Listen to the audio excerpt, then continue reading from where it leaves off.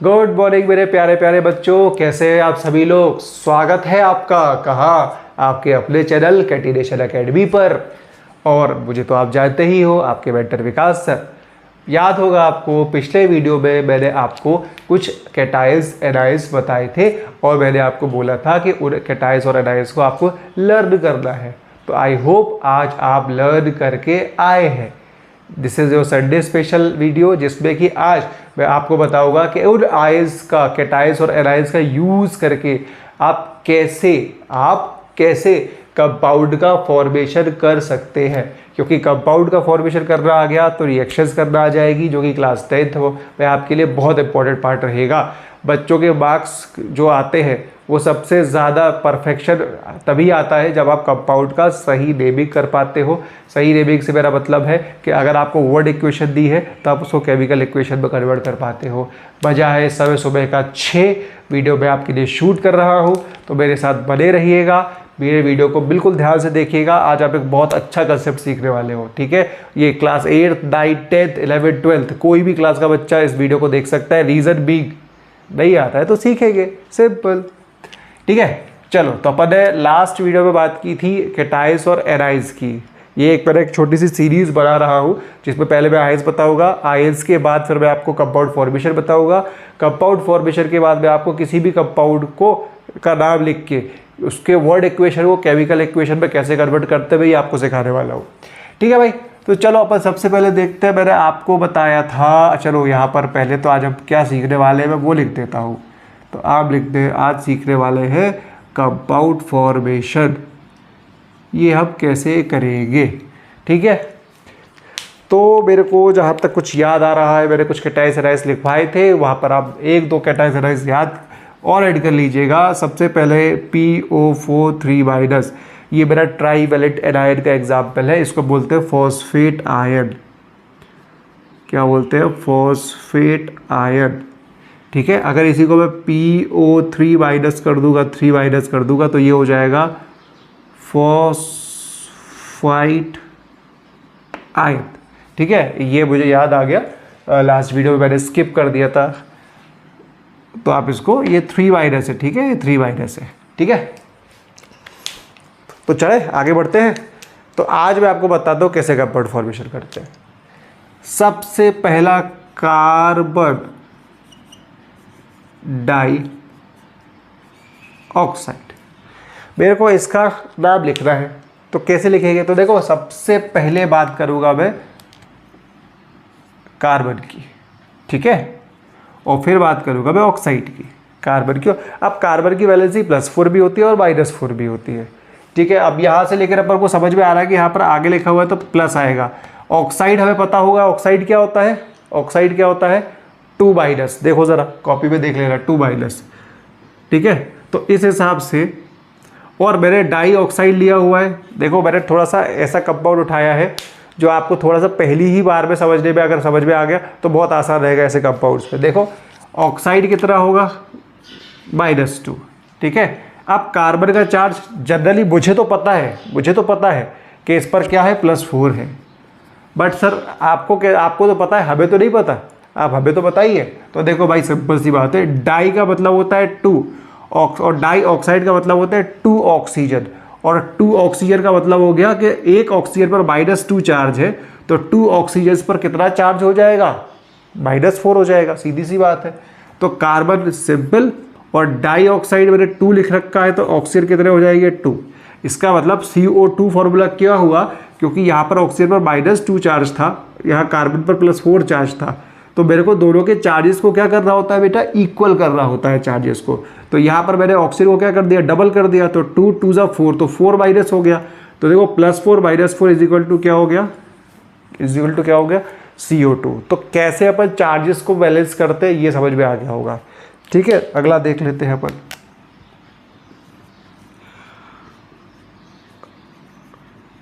Hydrogen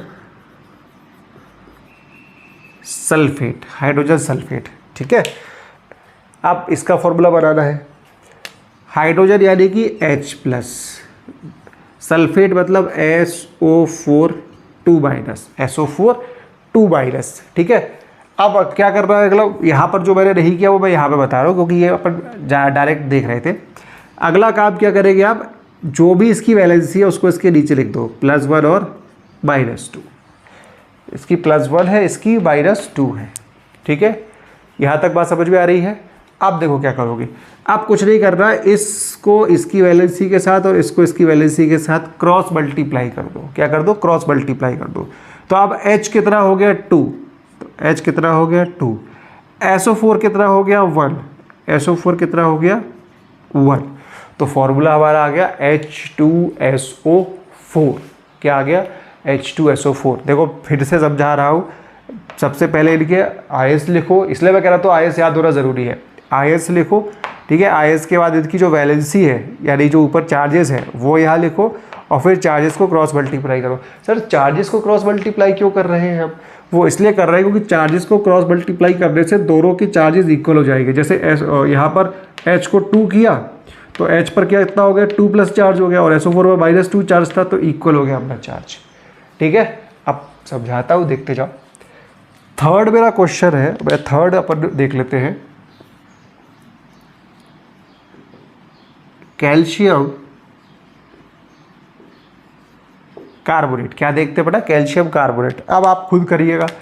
calcium का formula होता है Ca++, कार्बोनेट का होता है CO3-, ठीक है। वैरायटी से आपके पास देखो, यानी +2 और -2। अब देखो, अब जब दोनों ही तरफ चार्जेस क्या हो, इक्वल हो, चार्जेस क्या हो, इक्वल हो, जब दोनों ही तरफ चार्जेस इक्वल हो तो ये प्लस माइनस कैंसिल हो जाता है। तो अब ये दोनों क्या हो जाएंगे 1 1। तो इसका मतलब इसका फॉर्मूला क्या हो जाएगा अब, CaCO3, CaCO3। क्यों हो गया, क्योंकि दोनों के चार्जेस +2 -2 थे, दोनों तरफ चार्जेस क्या है, सेम है, +2 और -2, तो कैंसिल कर दो, बहुत आसान है। अगला करते हैं, next one is our sodium sulphate. Sodium sulphate again आपको क्या कर रहा है, सबसे पहले इसका सिंबल लिखो। तो Na, ये sodium ion is your Na+, sulphate is your SO4 2-। अब क्या कर रहा है, इनके चार्जेस लिख दो, ये +1 ये -2। चार्जेस क्या है, डिफरेंट है, चार्जेस क्या है, डिफरेंट है। आप कर देंगे अपन इसको क्रॉस मल्टीप्लाई, इसको भी तो क्रॉस मल्टीप्लाई करते तो दोनों तरफ 1 ही आ रहा था तो कोई सेंस नहीं था। अब Na कितना हो गया 2, माइनस से कोई मतलब नहीं है। Na कितना हो गया 2, Na कितना हो गया 2, SO4 कितना हो गया 1, SO4 कितना हो गया 1। तो ये इसका आ गया फॉर्मूला Na2SO4, ठीक है। नेक्स्ट वन इज 5th,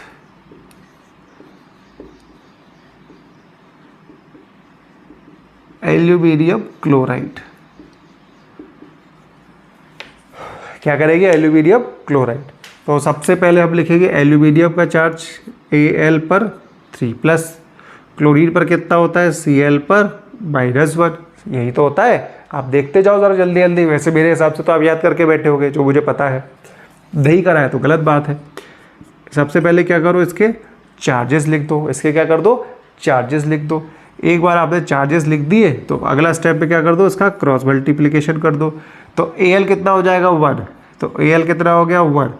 अब Cl कितना हो जाएगा 3, तो Cl कितना हो जाएगा 3। तो इसका फॉर्मूला क्या हो गया, AlCl3 आ गया। क्या आ गया, AlCl3, ठीक। एक और देख लेते हैं,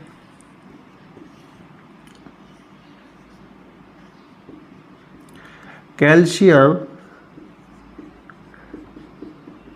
हाइड्रोक्साइड, कैल्शियम हाइड्रोक्साइड। तो फिर देखो अब हाइड्रोक्साइड और कैल्शियम आयन का क्या था, तो कैल्शियम का हो गया Ca++ और हाइड्रोक्साइड था OH-, हाइड्रोक्साइड था OH-, ठीक है।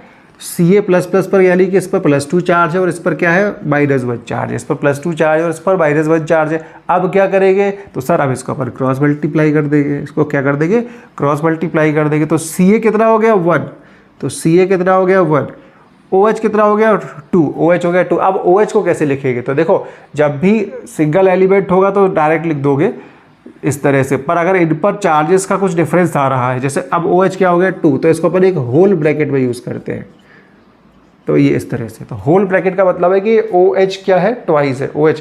अगर आप सपोज कोई भी ये पूछे कि सर अगर मैं डायरेक्ट OH2 लिख दूँ तो इससे क्या होगा, तो बेटा देखो अगर आप स्क्वायर नहीं लगाओगे, होल स्क्वायर नहीं लगाओगे, तो इसका मतलब है कि ये हाइड्रोजन अकेला 2 है, ऑक्सीजन के लिए आपने कोई बात नहीं की, जबकि यहाँ पर ऑक्सीजन भी ट्वाइस है। मतलब अगर आप इसको ऐसे लिखते हो तो इसका मतलब है कि OH दोनों मिला के ट्वाइस है, और अगर आप डायरेक्ट विदाउट ब्रैकेट यूज़ करते हैं तो इसका मतलब है सिर्फ हाइड्रोजन ट्वाइस है, ऑक्सीजन सिंगल है। तो इसलिए ये चीज़ गलत हो जाएगी, और इसीलिए हम क्या करते हैं, ये ब्रैकेट का यूज़ करते हैं। क्लियर है, समझ में आया? तो इस तरह के क्वेश्चन अपन करते हैं, इसको आप फटाफट नोट कर लो।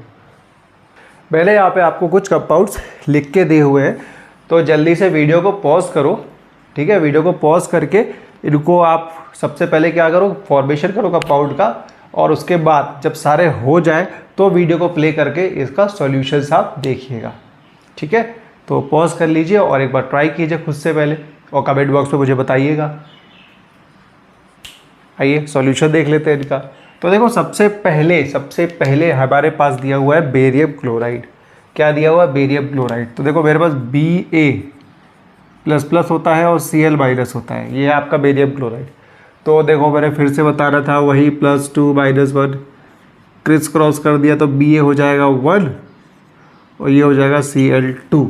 तो इसका फॉर्मूला आ गया BaCl2। ये किसका आ गया, बेरियम क्लोराइड का। नेक्स्ट आ गया जिंक क्लोराइड।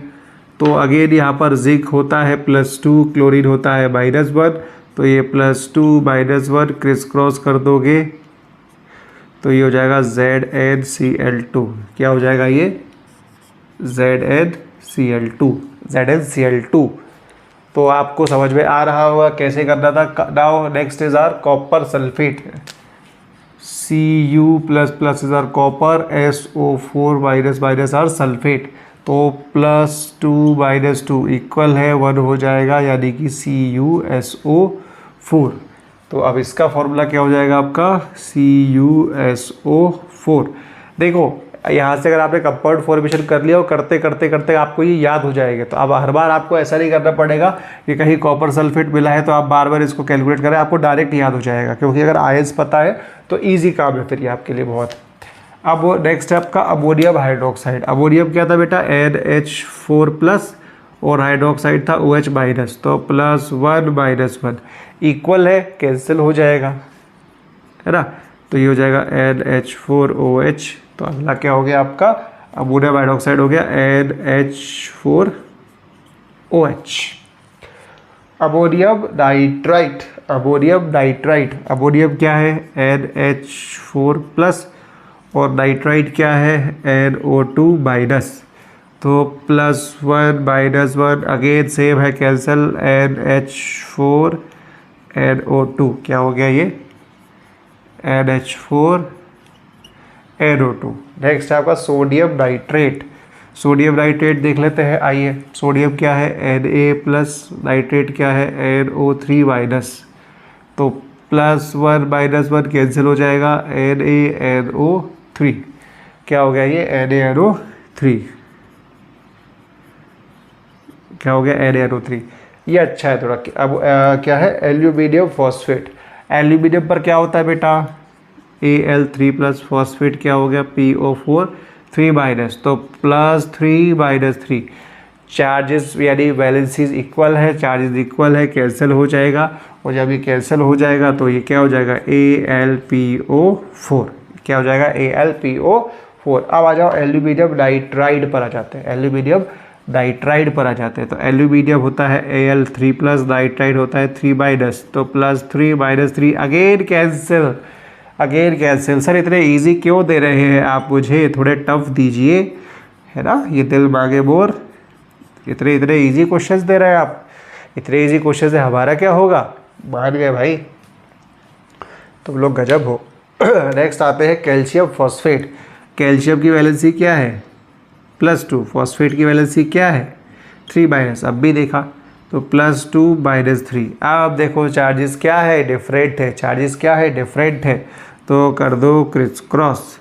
तो ये Ca क्या हो जाएगा, 3, Ca हो जाएगा 3, PO4 पूरा क्या हो जाएगा, ट्वाइस। तो PO4 को पूरा ट्वाइस लिखने के लिए अपन क्या ब्रैकेट लगा देंगे, तो इसका फॉर्मूला क्या हो गया, CA3PO4 होल ट्वाइस। ठीक है। नेक्स्ट है फेरस सल्फेट। फेरस पर क्या था, Fe+2, फेरिक क्या था, Fe+3, तो ये फेरस है।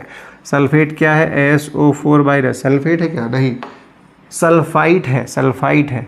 तो ये हो जाएगा SO3 2-, तो ये +2 कैंसिल हो जाएगा, तो ये हो जाएगा FeSO3। क्या हो जाएगा, FeSO3। क्लियर है। सो आई होप आपको समझ में आया होगा कि कैसे इनका नोमेनक्लेचर किया जाता है। नोमेनक्लेचर से मेरा मतलब है कि कैसे इनके कंपाउंड्स का फॉर्मेशन किया जाता है। तो इसको ना आज एक बार IAS को फिर से पढ़ो, फिर से इनको बिना देखे ट्राई करो, क्योंकि बिना देखे जब तक नहीं करोगे तब तक तुम्हें पता नहीं चलेगा कि तुम्हें IAS लर्न हुए हैं या नहीं हुए हैं। और मैं बार बार कह रहा हूँ, IAS का लर्न होना बहुत ज़रूरी है, क्योंकि मैं आपको एक मेरा जो प्रीवियस एक्सपीरियंस है और जो अभी लगातार हो रहा है वो ये है कि बच्चा चाहे 10th का हो, बच्चा चाहे 11th का हो, वो एक जो सबसे बड़ी गलती करता है, वो क्या करता है, मैंने पूछा मैंने लिया कैल्शियम क्लोराइड, मैंने दिया उसको कैल्शियम क्लोराइड और वो CaCl लिख के छोड़ दे रहा, क्योंकि उसको यही नहीं पता कि जिंक पर कितना चार्ज होता है। उसको ये पता है Cl पर -1 होता है, पर उसे जिंक का चार्ज याद नहीं है, तो वो CaCl2 की जगह क्या लिख रहा है, CaCl लिख रहा है। अब आप समझो, CaCl लिखोगे मतलब आपने कंपाउंड ही गलत फॉर्म किया है। तो अब आप किसी भी रिएक्शन को करो, किसी भी इक्वेशन को करो, या कोई भी उसका मोलर मास निकालो। मोलर मास में आपको सिखाऊंगा, जिसको अगर मॉलिक्यूलर मास भी बोलते हैं, कैसे कैलकुलेट करते हैं ये हम आपको सिखाएंगे।